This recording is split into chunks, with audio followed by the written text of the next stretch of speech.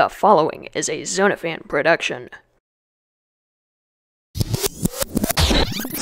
What is up, guys? This is Zonafan back here with another video, and today, once again, I am switching up content on the channel. And today I had plans on doing a LEGO tier list style video where I am going to be ranking the various sets in my LEGO collection as of 2020. Without further ado, let's get right into the video. Alright, starting off at the first item to be dropped into the tier list is the Battle of Crate. This set is definitely not a bad set, but it's kind of overshadowed by the ski speeder, and I kind of feel like there might have been a few more features that they could have added to really make this one pop in the eye of the consumer. So I think I'm gonna be placing this at a B tier. Alright, next item up on the tier list is the Pisana Speeder Chase. This one includes definitely a lot of features, and I like it for the designs. It's definitely proportionally correct, but we are missing the other speeder, which is totally fine. It's a great set, and I think I'm actually going to place this at the A tier. Next up is the, it's actually a remake of an older A-Wing, but I like this one because it updates the design and it adds more features. Despite me not having the previous model of the Return of the Jedi A-Wing, I still really like it, and I think I will place it at the B tier. Next up is also an A-Wing, and this one is from Star Wars Rebels. This one definitely does switch up the colors to at least make it a different design, a different feel and aesthetic, and it does that by switching up the blaster cannons and also adding a new feature as to how you fire the spring-loaded missiles. So, despite it being heavy, I think I will be generous enough to put this on the B tier. Next and final contestant for this row on the shelf is the Rebel U-Wing, specifically the Bravo 1 model from Rogue One. I really like this model of U-Wing, despite it not being the all-blue version that we do get in the Battle of Scarif and the Battlefront content that we got for Rogue One back in the day. But I really like this because of the design, and I'm a huge sucker for the color blue, so I think I am going to put this at the A tier. Alright, that is going to do it for this shelf. Let's get on to the next one. On the next shelf, I am going to be starting off with the Rebel X-Wing, which is actually an updated design from, I think it was the 2011 model. I actually had that one, but I destroyed it for parts, sadly.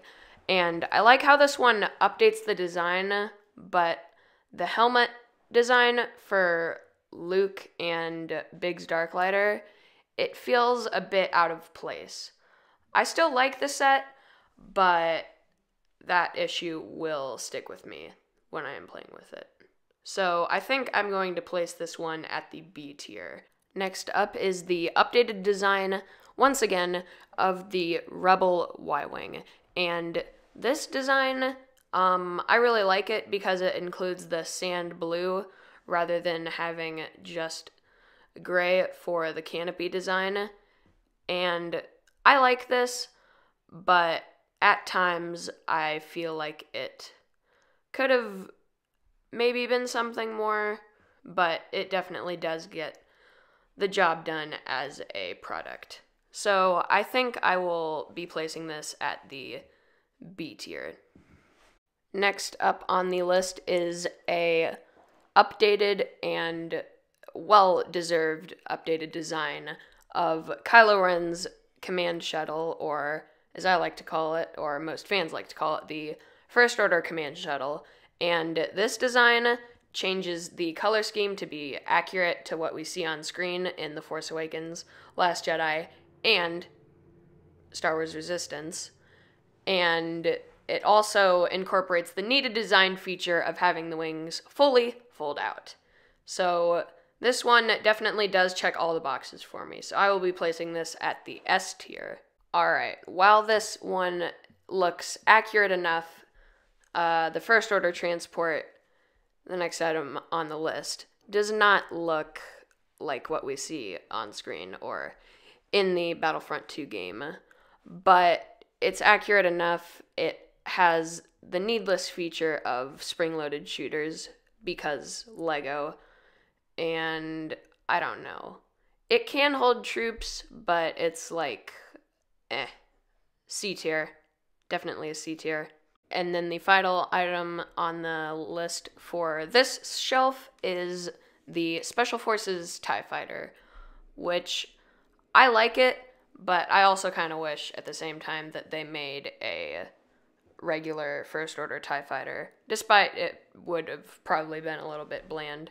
I like what this does, I like what it stands for, and I think, I mean, I don't really give this thing a lot of attention, but I don't know.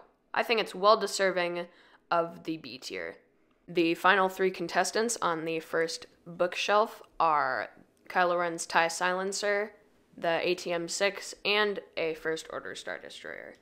Starting off, we have Kylo Ren's TIE Silencer, and this is certainly a LEGO product that is great for its sleekness and its design and its ability to impress and intimidate on the battlefield. With it meeting all of this criteria, despite not being one that I give a lot of attention to, I am definitely gonna put this at the A tier.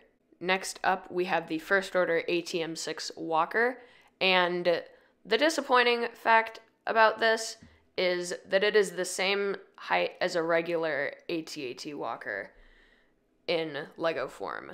And it definitely does try to look like an ATM-6. It does, while still incorporating the fun aspects of your average LEGO set. I definitely do think they could have made this more of a beast.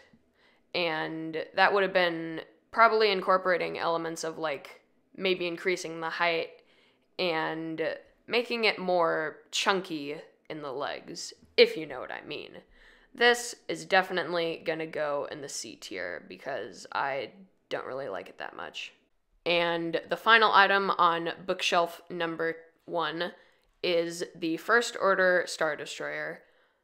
And this set incorporates both great interior and exterior, especially the interior.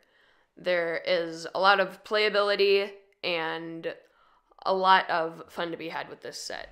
So this is definitely A tier material. Moving on to bookshelf number 2, we have the Resistance Y-Wing and the 2015 Millennium Falcon. The Resistance Y-Wing upgrades a lot of features, including making the fighter more sleek and adding some much-needed posability to the cannon on the back of the fighter, and also including some fun minifigures for The Rise of Skywalker. Personally, this is A tier material for me. This is just my opinion. Next up is the Millennium Falcon from the Force Awakens line, and while having much better size proportions than the 2019 Millennium Falcon for the Rise of Skywalker wave, this set has a somewhat strange interior that I found to be a little bit annoying when comparing it to the 2019 version. So actually I'm going to do a 2-in-1 right here and place the 2015 Millennium Falcon in the B tier, and then I think I'll do the same for the... Actually, I think I'll place the 2019 Millennium Falcon in the A tier, just for comparison and because it filled in the gaps, which was a feature lacking in every single previous model. Next shelf level will include the Ghost, Resistance A-Wing, and upgraded Millennium Falcon. Comparing the Ghost to the Millennium Falcon, they're actually pretty good for what we get in terms of minifig scale and play features. And occasionally the play features on the Ghost are a little bit gimmicky, but I still do like the set, so I will give it a B tier rating. Next up is the Resistance A-Wing from the Rise of Skywalker line. And this set is, in my opinion, completely unnecessary, but I do think it is an interesting design despite only changing up the weapons and color palette. So I think this is deserving of a C tier, sadly. Moving back to the Star Wars Rebels side of things, we have the second version of the Phantom, which included the updated design and some definitely collectors-worthy minifigures such as Grand Admiral Thrawn and the updated design for Kanan. And I think that was the main reason to purchase this set for some LEGO fans, so I think I will put this at the C tier. Next up on the final level of this shelf is the TIE Fighter, TIE Advanced, and Imperial Shuttle. This version of the TIE Fighter, to put it quite shortly, to save you some sweet time, it improves on virtually everything, adding new parts and some amazing design choices. 10 out of 10, this gets an S tier. Alright, and then next up is the Inferno Squad Battle Pack, and this includes a completely irrelevant, useless starfighter, ship, airspeeder thing, whatever you want to call it. Great minifigures, though. That is the only reason I bought this set. This is the first set on the D tier, people. The D tier. That is the dumpster on this specific tier list. Next up is Vader's TIE Advanced from the Star Wars Rebels set, which was actually 2-in-1 with the Phoenix Squadron Green A-Wing. And I really like this set because it includes a new and updated version of Darth Vader, which is definitely a plus, and the Rebels version of Grand Moff Tarkin, which was actually the first time I ever did get Grand Moff Tarkin in a set. So that's pretty cool, and I think I'm going to place this at the A tier. And one of the 20th anniversary sets that I do own is the Imperial Dropship, which includes updated designs for the Shadow Trooper and Imperial Stormtrooper. I do like this set, mainly for the minifigures, but it's also fun to swing around in your hand every once in a while. So I think I'll be placing this one at the C tier. Next one is the Imperial Sentinel class shuttle, and I really like this design. I think it's a nice update.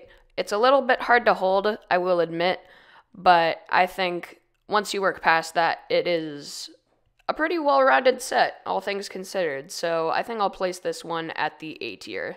Next one up is the shelf, which contains Vader's Castle and the Tanta V4. And this is one of my first UCS sets. Alright, Vader's Castle. Oh my gosh. This was an amazing building experience, an amazing set that combines both display and playability, which is an amazing feature. It includes amazing exclusive figures and features. I would highly recommend you go purchase this set.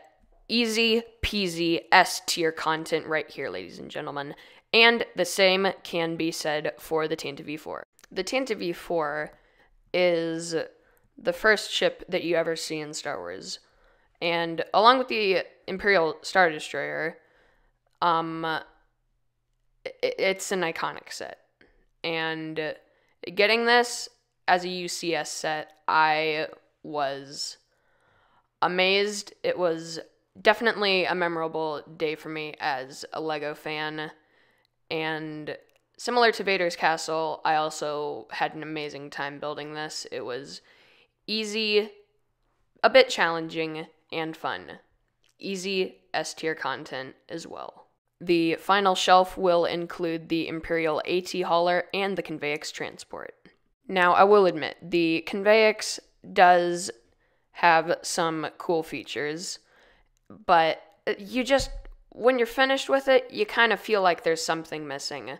The entire bottom half, I also wish there was more cars. So, it's not bad, but it is kind of bad. So, I think I'll put this in the D tier. And the final item on this tier list is the Imperial AT hauler. While including some needed features and at least somewhat appearing to be screen accurate, the proportions are a tad off, and if you really look at it, it's very, very imperfect. So I'm going to put this at the C tier. And that is going to do it for the video. Guys, thank you so much for watching. Thank you for sticking around. And I will see you in the next one. Be sure to like this video and subscribe if you haven't already. Comment your thoughts down below on what I should do next for a tier list. And also be sure to follow me on Twitter because I recently got an account. Link will be in the description as always. Be sure to also follow me on any socials that you can find. And I will see you in the next one. And remember, this is Zonafan, signing out.